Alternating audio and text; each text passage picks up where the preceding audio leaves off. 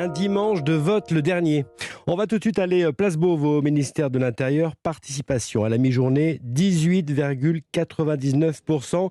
Gladys Lafitte, ça donne dans le détail quoi en métropole d'abord ? Alors d'abord, on peut dire que c'est un tout petit peu mieux qu'il y a 5 ans puisque ce chiffre s'élevait à 17,75% et vraiment très légèrement mieux que la semaine dernière. Alors si on regarde dans le détail des départements, effectivement, sans surprise, c'est en Seine-Saint-Denis qu'on a le moins voté. C'est traditionnellement le cas. Le taux de participation là-bas est de 10 points en dessous du chiffre national, 8,88%. Et juste derrière, dans le bas du tableau, on retrouve le Val d'Oise et puis Paris avec seulement 10% de votants qui se sont déplacés. Et du côté des bons élèves, le Lot, en haut du tableau, 29% des votants sont allés voter. C'est 6 points de plus qu'il y a 5 ans. Et puis ensuite, on trouve la Corrèze, la Dordogne et les Hautes-Alpes avec environ 28% de participation. À noter aussi que dans la Nièvre et la Savoie, les électeurs se remobilisent par rapport à il y a 5 ans avec des taux plus élevés de 8 points environ. Gladys, voyons maintenant la participation pour l'outre-mer. Alors là-bas, les électeurs se sont plus déplacés que dimanche dernier, mais ces taux restent assez faibles. On a les résultats à 17h à cause du décalage horaire, par exemple. En Guadeloupe, le taux de participation était de 26%, c'est 5 points de plus 5 points aussi en Martinique, plus 7 points en Guyane, avec un taux à 33,58% à 17h. On a aussi des premiers résultats qui sont tombés en Outre-mer, avec 7 défaites à noter du côté du gouvernement, puisque la secrétaire d'État à la mer, Justine Benin, a été battue en Guadeloupe par le candidat soutenu par la NUPES qui le devance de 17 points. Elle devrait donc vraisemblablement quitter le gouvernement. Gladys Lafitte au ministère de l'Intérieur pour Europe 1. Merci à vous. On va retrouver maintenant Nina Droff à Malakoff, c'est collé à Paris. Est-ce qu'il y a du monde depuis ce matin dans votre bureau de vote, Nina ? Eh bien, de moins en moins, les entrées dans le bureau de vote se sont un peu ralenties au fil de la matinée. C'est vide, constatent Maryse et Élise. J'étais toute seule. Ils sont tous précipités sur moi. Je trouve ça dommage. Pour l'instant, c'est calme. Pas énormément de bulletins dans l'urne encore, mais les gens attendent peut-être qu'il cesse de pleuvoir, je ne sais pas.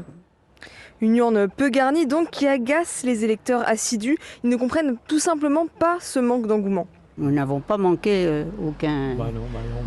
Hein. C'est normal. Oui. Il y en a qui se sont battus pour avoir le droit, alors il faut peut-être suivre l'exemple. Je trouve que ça devrait être obligatoire. Les taux d'abstention sont inadmissibles, donc les personnes ne s'en rendent pas compte. On s'est battu quand même, nous, en tant que femmes, pour avoir le droit de vote. Alors pourquoi pas l'utiliser ? Rapidement même. Oui, avec conviction. Avec conviction. Mais il y en a quand même qui changent d'avis, volte-face pour Stéphane, qui n'était pas venu voter la semaine dernière, mais qui est bien là ce midi. J'ai même appelé à voter avec mes collègues de travail. Depuis un certain nombre d'années, les scrutins se succèdent et bon, là, il y a une possibilité de changer les choses, donc oui. Adèle, de son côté, a longtemps hésité à venir voter, mais ce sont finalement les scores du premier tour qui l'ont convaincu. J'ai fait mon devoir pour pouvoir contrer les uns ou les autres, c'est important, vu que le vote est très serré. Et pour vous donner une idée, la participation dans le bureau où je suis atteint péniblement les 12% à midi. Péniblement, Nina Droff à Malakoff, près de Paris. Merci à vous. On va tout de suite aller à Hénin-Beaumont, dans le Pas-de-Calais, où se présente Marine Le Pen. Elle a voté, Lionel Gaujo ? Oui, effectivement, et toujours selon le même rituel. Arrivée à pied au bureau de vote numéro 12 de l'école Jean-Jacques Rousseau, Marine Le Pen, tout sourire, s'est d'abord prêtée au petit jeu des selfies avec quelques-uns de ses supporters avant de pénétrer dans l'isoloir et de glisser son bulletin dans l'urne tout en prenant la pause pour les photographes et les caméras. Devoir électoral rempli en quelques minutes. On était très loin ce matin, il faut le dire, de l'effervescence des deux tours de la présidentielle. Notez que c'est également dans ce bureau de vote que viendra voter dans quelques minutes Marine Tondelier, l'adversaire de Marine Le Pen pour ce second tour. Alors, comme à son habitude, l'ex-présidente du Rassemblement national déjeune ici à Hénin-Beaumont en compagnie du maire, Steve Briouat. Rien à l'agenda prévu cet après-midi, si ce n'est un peu de repos et quelques contacts avec son équipe pour les premières remontées de terrain, notamment en ce qui concerne la participation. Marine Le Pen qui fera sa déclaration en début de soirée devant les sympathisants, les élus, les militants du Rassemblement national réunis ce soir dans la grande salle du Boulodrome dans le quartier de Beaumont. Le ciel risque d'être couvert et les températures un peu fraîches ce soir.